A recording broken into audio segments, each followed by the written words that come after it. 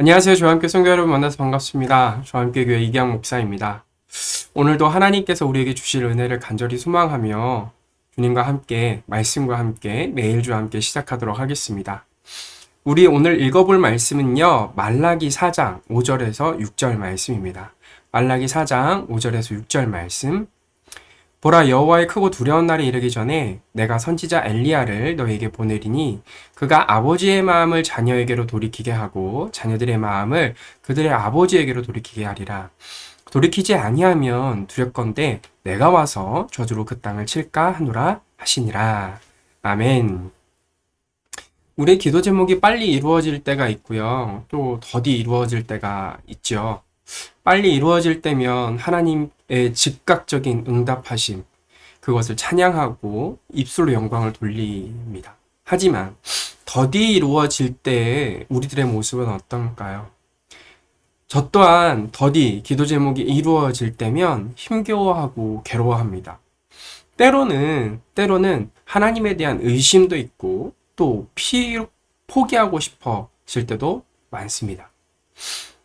우리의 기도 응답이 늦어지고 그로 인해서 조바심이 들고 포기하고 싶어질 때 우리는 어떻게 하면 좋을까요? 오늘 이 말라기의 말씀을 통해서 좀 알아봤으면 좋겠습니다.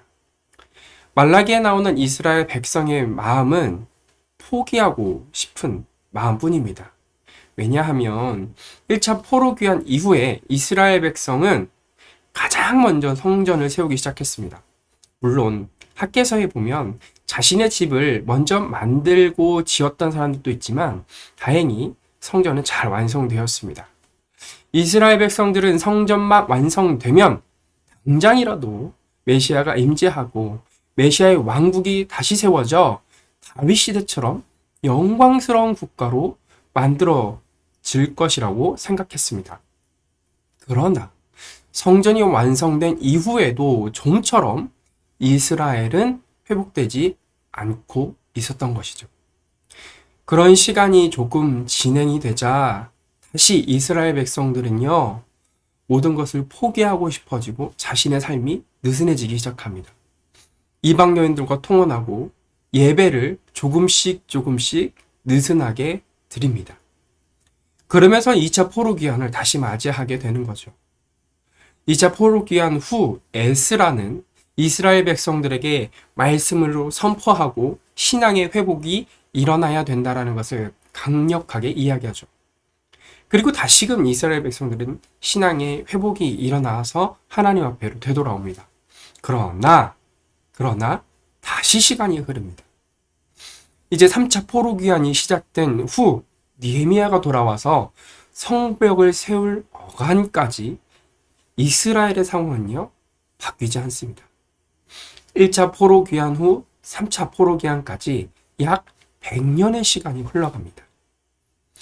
포로 귀환 이후 이스라엘 백성들은 예루살렘과 이스라엘의 회복이 일어날 것이라 기대했지만 안타깝게도 즉각적인 응답이 일어나지 않고 모든 것이 하나도 바뀌지 않습니다. 그래서 이스라엘 백성들은요, 하나님의 언약이 불발된 것은 아닌가라는 의심도 했고요. 이스라엘 백성의 믿음이 느슨해집니다.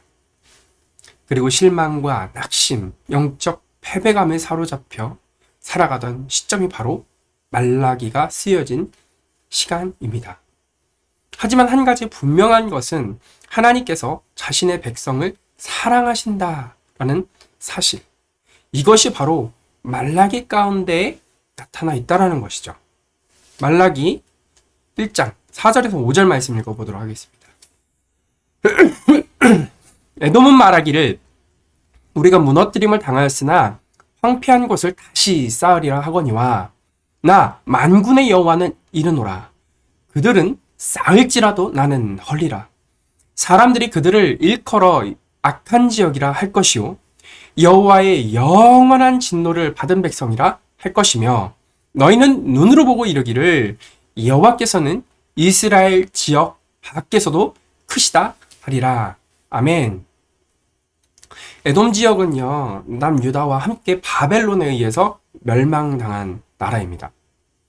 에돔이라고 하면은 사실 우리는 그냥 한 민족, 이라고 생각을 할 수도 있습니다. 이방 민족이다 라고 생각할 수도 있습니다.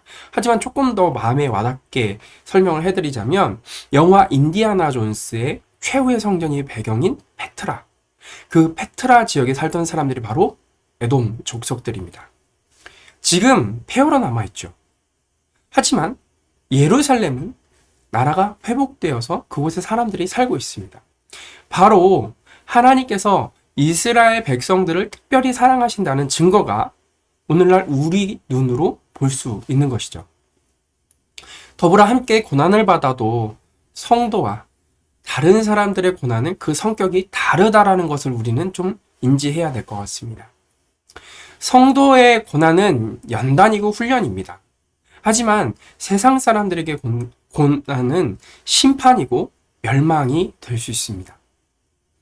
그런데 5절에는요, 하나님께서 5절의 말씀에 보면 이렇게 하나님의 고백을 합니다. 여호와께서 이스라엘 지역 밖에서도 크시다라는 고백을 말라기 선지자는 하게 되죠. 하나님께서는 단순히 이스라엘 지역만 다스리는 신이 아니라 온 우주를 다스리시는 분이심을 오늘 성경을 통해서 고백하고 있는 것입니다. 특별히 여기 크시다라고 번역된 히브리어 기달은요, 자랑하다, 크게 되다, 위대하다라는 의미를 가지고 있는 동사입니다. 그런데 이 단어가 사무엘하 7장 22절에는 다음과 같이 사용됩니다. 사무엘하 7장 22절. 그런즉 주 여호와여, 주는 위대하시니 이는 우리 귀로 들은 대로 주와 같은 이가 없고 주 외에는 신이 없음이니이다. 여기 주는 위대하시니라는 단어가 바로 기달이라는 히브리어입니다. 사무엘하 7장 22절의 말씀의 배경은요, 언약궤를 다시 예루살렘 성으로 가져온 다윗 왕에게 하나님께서 다윗 왕가를 만들어 주실 것이라고 약속하고 축복해 주시는 것이죠. 그리고 다윗 왕은요, 여호와 하나님은 위대하시다라는 고백을 합니다. 그리고 그 뒤에 애굽에서 역사하신 하나님을 고백하고, 또 다윗은 이 고백이 과거에만 일어난 것이 아니라 지금 자신에게도 역사하실 것이고 앞으로 하나님께서 역사하실 것임을 확신하며 입술로 고백하는 것이 바로 사무엘하 7장 22절의 말씀입니다. 즉 하나님의 말씀은요, 시대와 공간을 초월하여 반드시 이루어질 것이라고 고백하는 내용이죠. 우리의 신앙과 믿음은 어떤가요? 조금 늦어지면 힘들어하는 신앙인가요? 아니면 다윗과 같이 하나님의 놀라운 그 은혜에 대해 확신을 가지고 또 지금 우리에게도 역사하실 것이고 앞으로 우리 삶 가운데서 역사하실 그 하나님을 믿는 믿음과 신앙인가요? 사랑하는 성도 여러분, 흔들리지 않는 믿음과 신앙을 고백하셨으면 좋겠습니다. 그리고 우리가 이 말라기서를 읽을 때는요, 한 가지 중요한 시선을 갖고 봐야 됩니다. 말라기는요, 신약과 구약을 이어주는 중요한 가교 역할을 합니다. 그로 인해서 말라기에는요, 굉장히 중요한 말씀이 나옵니다. 말라기 4장 5절에서 6절, 오늘의 본문 말씀인데요. 한 번 더 읽어보도록 하겠습니다. 보라, 여호와의 크고 두려운 날이 이르기 전에 내가 선지자 엘리야를 너희에게 보내리니 그가 아버지의 마음을 자녀에게로 돌이키게 하고 자녀들의 마음을 그들의 아버지에게로 돌이키게 하리라. 돌이키지 아니하면 두렵건대 내가 와서 저주로 그 땅을 칠까 하노라 하시니라. 아멘.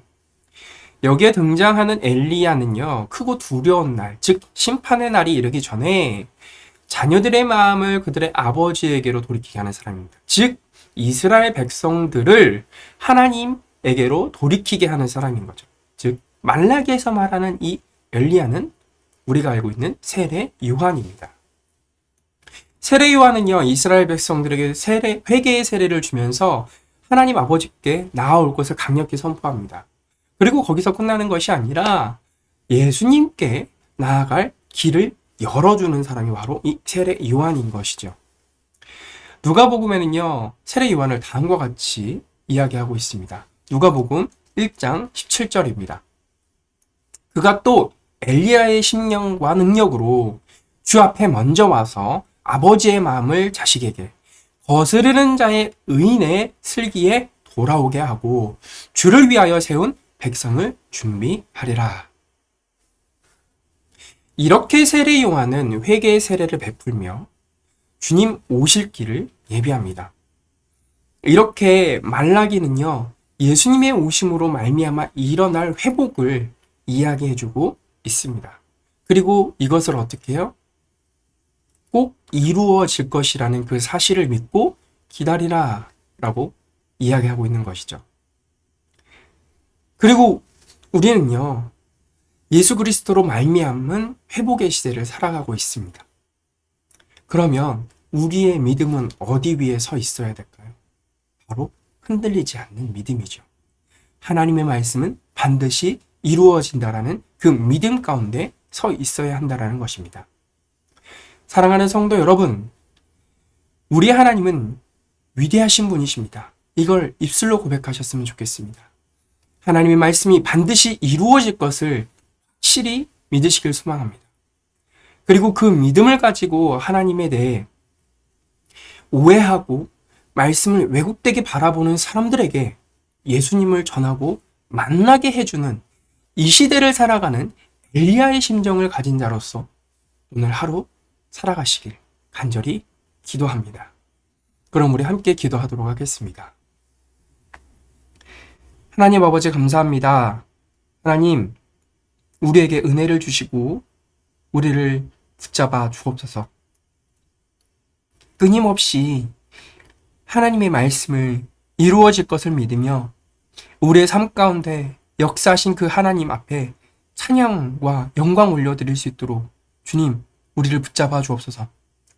간절히 바라고 원하고 기도하는 것, 아버지 하나님, 우리가 그 확실한 믿음 가운데 거하며 엘리야의 심정을 가진 사람으로서 살아가길 소망합니다. 그 엘리야의 심정으로 우리 예수 그리스도를 왜곡되이 보고 말씀을 오해하는 사람들에게 복음을 잘 전할 수 있도록 주님 역사하여 주시고, 그렇게 이 시대를 살아가는 엘리야의 심정을 가진 자로서 오늘 하루도 말씀 가운데 서 있을 수 있도록 주님 역사하여 주옵소서. 그리하실 예수 그리스도의 이름으로 기도합니다. 아멘. 그럼 우리 함께 기도하도록 하겠습니다.